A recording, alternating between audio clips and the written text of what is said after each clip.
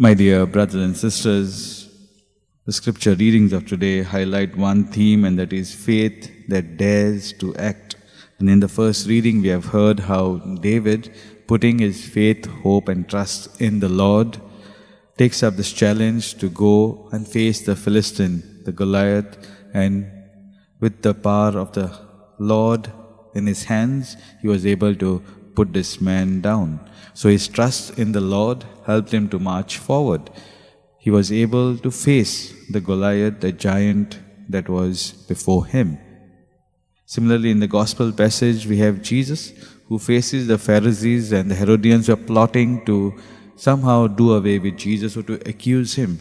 And Jesus doesn't hold back. He goes forward.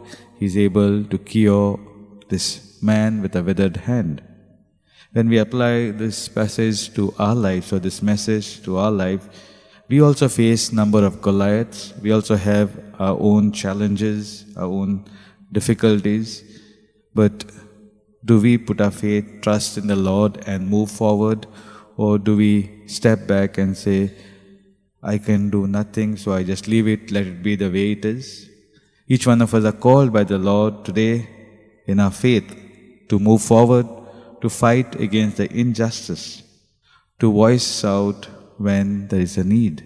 That is, we see a lot of people being marginalized, or there is a lot of persecution. What is my response?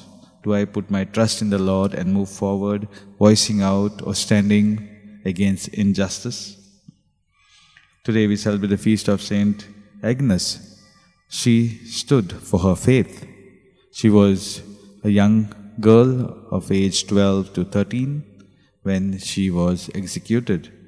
But she remained steadfast, gave her virginity to the Lord, but also remained faithful till the end. Because when they discovered that she was following Catholicism, she was then sentenced to death.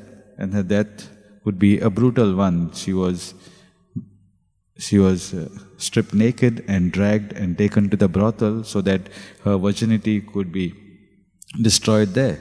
But they say miraculously no one harmed her. Even the person who thought of harming her, a young youth, tried to harm her, but he went blind at that very moment.